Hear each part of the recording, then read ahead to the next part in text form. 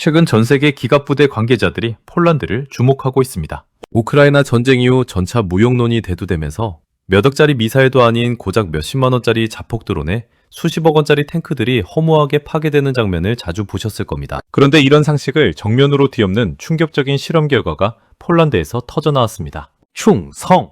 글로벌 국방 이슈의 뻥수입니다. 영상에 나오는 인터뷰나 대화는 현지 영상의 인터뷰, 댓글, 자료들을 바탕으로 이해에 도움이 되도록 재구성되었습니다. 현재 폴란드 밀리터리 커뮤니티를 가장 뜨겁게 달구고 있는 숫자는 바로 38대 1인데요.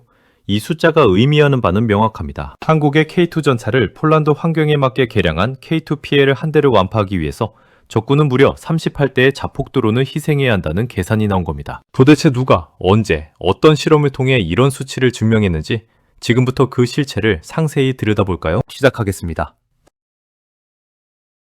이 믿기 힘든 데이터는 2026년 1월 폴란드 국방 군사과학의 성지인 폴란드 육군사관학교에서 공식 발표되었습니다. 이곳은 나토의 동부전선을 책임지는 폴란드군의 핵심 브레인들이 모인 곳으로 그 중에서도 전술 시뮬레이션 분야의 권위자인 파베 마코비에츠 박사 연구팀이 이번 프로젝트를 주도했습니다. 마코비에츠 박사팀은 단순히 이론적인 가정을 세우는 대신 실제 우크라이나 전장에서 수집된 방대한 데이터를 실험의 기초로 삼았습니다. 러시아군의 FPV 자폭 드론이 전차의 어느 부위를 가장 많이 노리는지, 어떤 각도에서 타격했을 때 치명적인지, 그리고 RPG-7 대전차 탄도가 폭발했을 때 장갑에 가해지는 물리적 충격 수치를 정밀하게 수치화했습니다. 여기에 몬테카를로 시뮬레이션이라는 고도의 통계 기법을 적용했는데요. 이는 수천 개의 서로 다른 변수를 무작위로 조합해 수천 번 이상의 가상 전투를 치르는 방식입니다. 연구팀은 2만 대의 가상 드론이 4천 대의 K2PL을 파상 공격하는 극한의 시나리오를 설계했고, 기상 조건부터 지형의 굴곡까지 모든 변수를 집어넣었습니다. 그 결과 K2PL은 92%라는 경이로운 생존율을 기록하며 현장의 연구원들을 놀라게 했습니다. 그렇다면 어떻게 이런 결과가 가능했을까요? 당시 실험실에서 오간 대화를 통해 그 구체적인 방어 로직을 살펴보겠습니다. 기자, 연구원님, 방금 보여주신 시뮬레이션 결과가 정말 믿기지 않습니다. 드론 38대가 달려들어야 겨우 한 대를 잡을 수 있다는 건데 도대체 어떤 마법을 부린 건가요? 연구원, 마법이 아니라 철저하게 계산된 계층화된 3중 방어막 덕분입니다.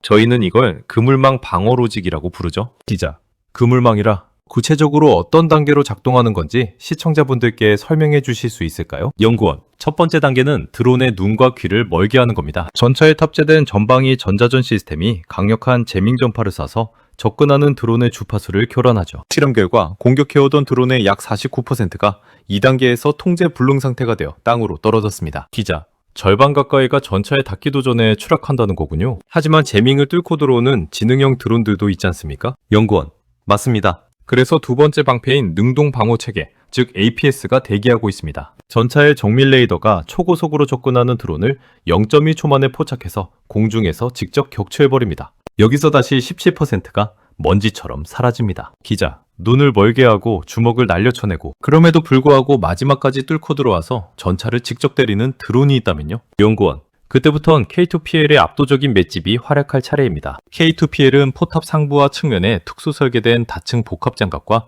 폴란드형 폭발 반응 장갑을 두르고 있거든요. 드론의 자폭 에너지가 장갑 표면에서 분산되거나 튕겨나갑니다. 결국 눈을 멀게 하고 주먹을 쳐내고 마지막엔 단단한 몸으로 버티는 완벽한 생존 시나리오가 완성되는 겁니다. 기자, 재민과 APS 물론 훌륭합니다. 하지만 APS는 탄약수에 제한이 있잖아요. 만약 수십 대의 드론이 벌떼처럼 몰려오는 드론 소음 공격을 한다면 다른 대책은 없습니까? 연구원, 날카로운 지적이십니다. 그래서 K2PL은 APS 외에도 RCWS, 즉 원격 사격 통제 체계를 드론 사냥용으로 특화시키고 있습니다. 전차장이 내부에서 조이스틱으로 조작하는 이 기관총에 지능형 조준경을 달아 아주 작은 자폭 드론도 마치 스나이퍼처럼 한 발씩 정확히 떨구는 기술이죠. 탄약값이 저렴해서 가성비 최고의 방어 수단이 됩니다. 기자, 총으로 쏴서 맞추는 것도 한계가 있을 텐데요. 아예 드론의 회로를 통째로 태워버리는 그런 영화 같은 무기는 없나요? 연구원, 이미 현실로 다가오고 있습니다. 바로 EMP, 전자큐퍼스탄이죠. K2의 주포나 별도의 발사기에서 EMP탄을 발사하면 특정 반경 안에 있는 모든 드론의 전자회로가 순식간에 마비되어 비처럼 우두둑 떨어지게 됩니다. 물리적으로 맞출 필요도 없이 영역 전체를 드론 금지 구역으로 만드는 겁니다. 기자, 그야말로 드론에겐 사신이나 다름없군요. 듣기로는 지향성 에너지 무기, 그러니까 레이저도 논의 중이라던데 사실인가요? 연구원, 맞습니다. 현재 폴란드와 협력 중인 과제 중 하나죠. 레이저는 빛의 속도로 이동하기 때문에 피할 수도 없고 전력만 충분하면 무한정 쏠 수 있습니다. K2PL의 강력한 엔진 성능을 바탕으로 이 레이저 포탑까지 안착시킨다면 그땐 정말 드론 38대가 아니라 100대가 와도 뚫기 힘든 난공불락의 요새가 될 겁니다. 기자, 제민과 APS로 시작해 RCWS와 EMP, 그리고 미래의 레이저까지 K2PL은 단순히 장갑을 두껍게 하는 구시대적 방식을 넘어 전자전의 정점을 찍고 있습니다. 하지만 K2 전차가 폴란드 병사들을 매료시킨 건 이런 방어력뿐만이 아닙니다. 실전 테스트에서 드러난 화력과 기동성은 그야말로 사양 조작 의혹이 나올 정도로 압도적이었습니다. 당초 한국군이 발표한 K2의 공식 유효 사거리는 약 3km 내외였지만 장애물이 없는 광활한 폴란드 평원에서 실시된 시험 사격 결과 5km 밖의 목표물까지 정확히 타격하는 저력을 보여줬습니다. 이는 K2의 사격 통제 장치가 가진 정밀도와 국산 주포의 직사화력이 유럽의 평원 지형에서 비로소 그 잠재력을 100% 터뜨린 결과입니다. 이러한 K2의 사양 초과 성능은 이미 전 세계 곳곳에서 증명된 바 있습니다. 섭씨 50도가 넘는 폭염의 카타르 사막 테스트가 대표적입니다. 당시 K2는 모래먼지가 가득한 환경에서도 레이저 거리 측정기와 사격 통제 시스템을 완벽히 가동하며 장거리 표적을 백발백중시켰습니다. 특히 카타르 측이 감탄한 부분은 에어컨 성능과 엔진 냉각 효율이었는데 타국 전차들이 과열로 멈춰설 때 K2는 사막을 질주하며 화력을 뿜어냈습니다. 아랍에미리트에서도 K2의 평가는 독보적이었습니다. 고온 모래가 궤도와 엔진을 침투하는 가혹한 조건 속에서도 K2는 특유의 기동성을 유지하며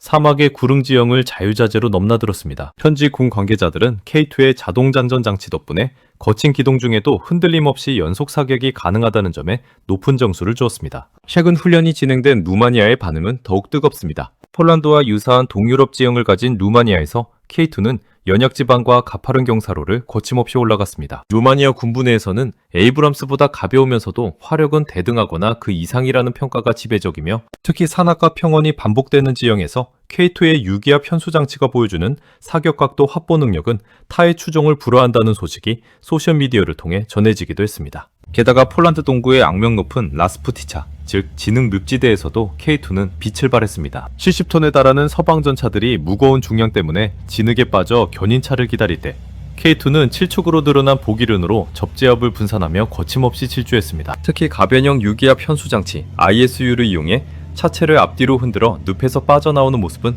현지 전차병들 사이에서 진흙 위를 달리는 스포츠카라는 찬사를 이끌어냈습니다. 물론 무적인 무기란 존재하지 않기에 이번 실험에서는 우리가 반드시 해결해야 할 냉정한 과제들도 함께 도출되었습니다. 가장 큰 위협은 최근 등장한 광섬유 유도 드론입니다. 전파 방해를 무시하고 실선을 풀며 날아오는 이 드론들에게는 기존의 제밍 장비가 통하지 않기 때문에 이를 물리적으로 파괴할 APS 하드킷 시스템의 고도화가 절실합니다. 또한 APS 작동 시 발생하는 파편이 주변 아군 보병이나 전차의 정밀광학 장비에 부수적인 피해를 줄 수 있다는 점도 지적되었습니다. 마지막으로 방어력을 높이기 위해 추가 장갑을 장착하면서 늘어난 중량을 견딜 수 있도록 엔진과 변속기, 즉 파워팩의 내구성을 확보하는 것과 폴란드 현지 생산 라인을 안정화하여 공급망을 완성하는 것이 K2PL 사업의 최종 성패를 가를 핵심 숙제가 될 것입니다. 결국 K2PL 앞에 놓인 길은 명확합니다. 실전 데이터를 바탕으로 새로운 위협에 가장 빠르게 대응하는 전차만이 유럽 기갑의 표준이 될 수 있습니다. 독일의 레오파르트가 주도하던 시장 판도는 이제 실전성과 혁신을 앞세운 한국형 전차로 급격히 기울고 있습니다. 세상에 완벽한 탱크는 없지만 문제를 피하지 않고 실험을 통해 데이터를 쌓으며 끊임없이 개량해 나가는 모습이야말로 폴란드가 한국을 끝까지 믿고 가는 진짜 이유일 것입니다. 과연 K2PL이 새로운 드론 위협까지 완벽히 정복하고 진정한 유럽 전차의 제왕으로 등극할 수 있을까요? 여러분은 이 38대 1이라는 수치가 실제 전장에서도 그대로 이어질 것이라 보시나요?